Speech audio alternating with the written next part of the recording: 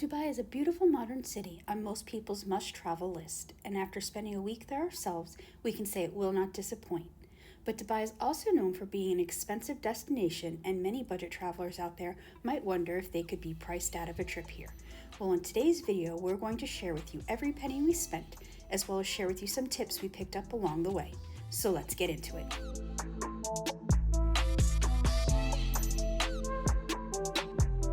No matter where in the world you're traveling, your personal safety is always going to be your first concern. Well, we personally witnessed women leaving their purses on tables in mall food courts to reserve their spot while they went to go get food. So it's pretty safe to say that we weren't the only ones who felt completely comfortable in our surroundings while visiting Dubai. However, just like with any tourist destination, there are going to be things you need to watch out for, and being cautious of anyone approaching you asking if you need a taxi should definitely be on that list. Sticking to official taxi stands or ordering a rideshare is definitely going to be the safer option no matter where you visit. Last, common sense goes a long way. Just because you're a visitor doesn't mean the rules don't apply to you. You should always be respectful of local customs and laws, and blending in is always better than standing out when you're traveling. Deciding if you need to withdraw cash and how much is probably one of the first things you'll need to decide when arriving in a new country.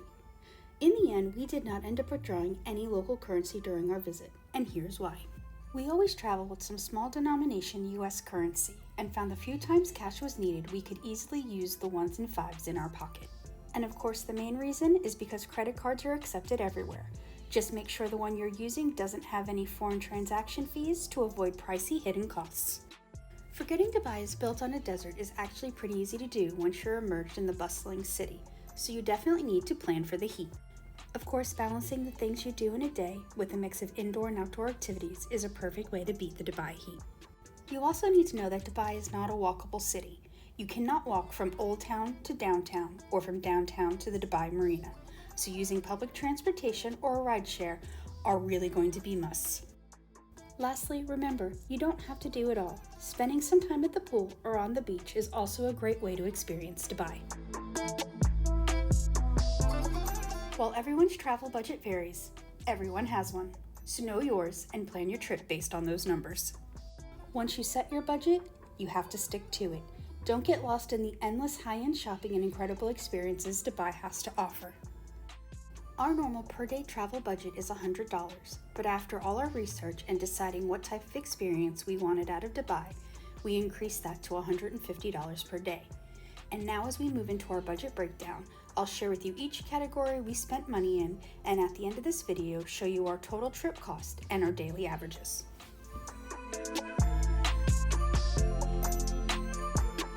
The first hotel we stayed at was in the heart of downtown Dubai, with amazing views of the Burj Khalifa and the Dubai fountains. For the room type we booked, the nightly cost would have been $502 a night. However, we were able to use our window points to offset that price tag, making our room total for the 4 days only $21.78. Now, as I mentioned, the main draw to this hotel is its location and the views, but we found the spacious, well-appointed studio apartment, the hotel's pool, and on-site dining really added to making our stay just incredible.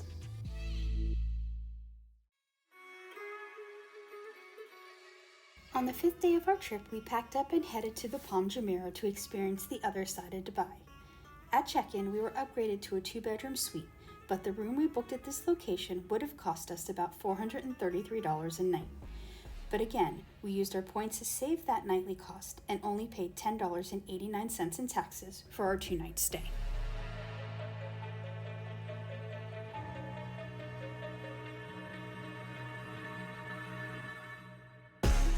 However, we truly believe that even if we would not have been upgraded, the original studio apartment we booked would have been just as comfortable and just as relaxing as the larger room. Additionally, the reason you come here to this resort is to spend time at the 2 private beach clubs, so who really cares how many beds are in your room when you can spend your day in a sunbed relaxing by the ocean?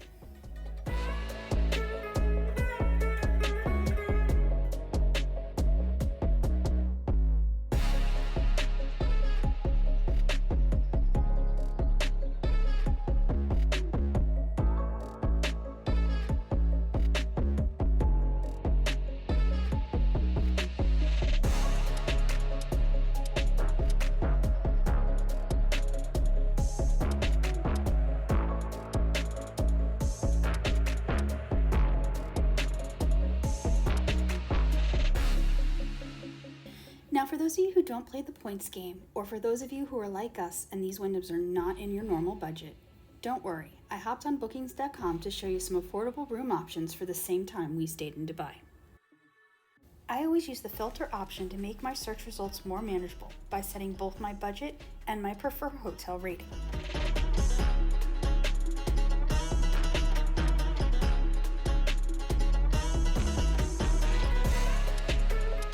I also love to use the map view so I can see exactly where the hotel is located, since I won't be familiar with anything in the area or how close the hotel is to anything we want to see and do.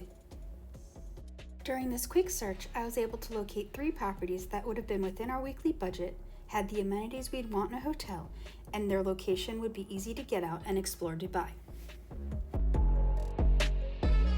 So while having the points to offset the cost of the location we did stay at was a huge plus, we still could have found some great properties within our budget if we would have been paying cash for our room.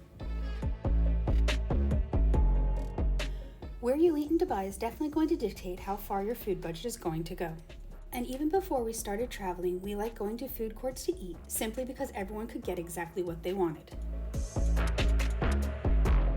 While in Dubai, we found that by continuing that tradition, we were able to eat for a much more affordable cost than if we ate at our hotel or at a restaurant. And honestly, we truly did not have a bad meal during our entire stay. So if you're looking to save some money and costs, this might be a great way for you to do that.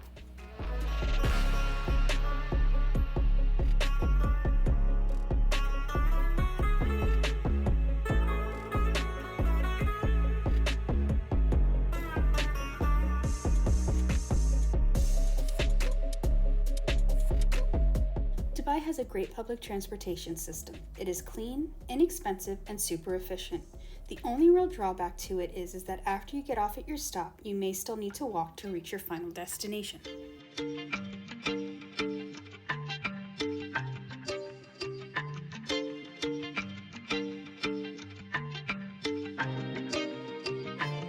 But by planning your route before you head out for the day, you'll be able to decide if the train, a bus, or maybe a ferry is going to work for you. If not, you can always call a Careem. Careem is Dubai's version of Grab or Uber, so you definitely want to download and set up this app before you get there.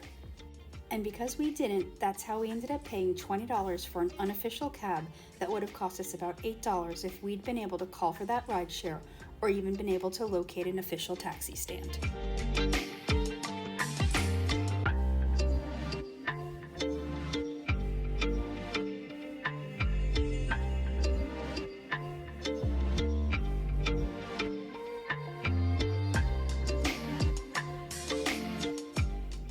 Things to do in Dubai, and those things will come in a range of costs from very expensive to completely free. And planning our trip to the top 3 floors of the Burj Khalifa definitely fell into that very expensive category. When we were booking our tickets on their website, we learned that you can do so up to 4 months in advance, and this allowed us to reserve not only the exact time and day we wanted, but also pay for this hefty expense while we were still working. This also meant that the cost of these tickets did not have to come out of our daily budget.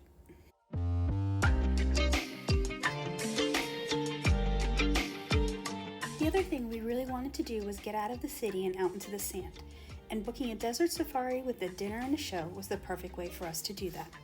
And even though the cost of these tickets would have fit into our increased daily budget, we opted to apply that same prepayment strategy to this adventure as well, since we were able to book it so far in advance. Prepaying for those 2 sightseeing excursions didn't stop us from making sure that we balanced out the remainder of our trip with the way more affordable and free things there are to do in Dubai. Window shopping your way through all the souks of old Dubai is a great way to spend the day. It's also a great way to save money for those of you who are looking to take home souvenirs.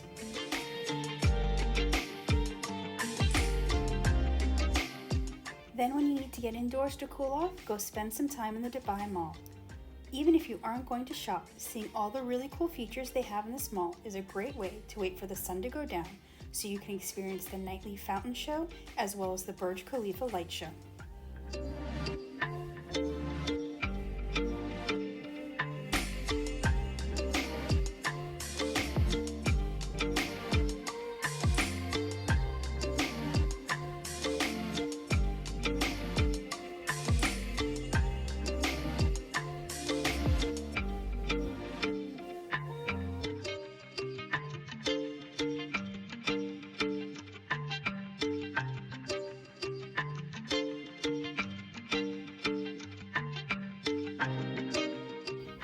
I promised at the beginning to share all of our expenses, here are the things that didn't fit into any of our previous categories.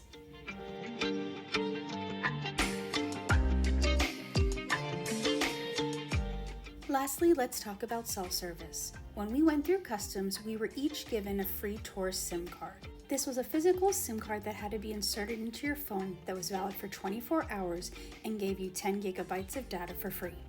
But both of our phones take eSIMs, so Steve had downloaded Airalo onto his phone before we left the States and had pre-purchased a Dubai data plan that he could activate once he had access to Wi-Fi. So let's look at everything we spent during our 1-week trip and break it down. You can see that our total without the 2 prepaid activities came out to $644.51, which means we had an average daily spend of $92. This is well under our $150 a day budget, meaning if we had needed to pay for a hotel, we could have and still would have come in on budget. Now let's look at what we would have averaged if we had not have prepaid for those activities. You can see in our new total that we immediately go over our increased daily budget of $150, meaning if we had also had to pay for a hotel, we definitely would have had to skip both experiences. Dubai was the first destination in our year-long travel goal, and what we learned from planning this trip is travel is all about balance.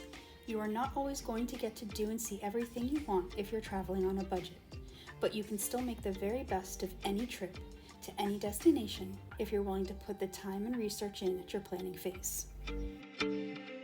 If you found anything we shared in today's video helpful, we really hope you'll subscribe to help us reach our goal of 1,000 followers. And be sure to keep an eye out, as next week we'll be leaving Dubai to spend 2 months in Bangkok, Thailand. Comment below if you have any questions for us, and until next week, happy travels.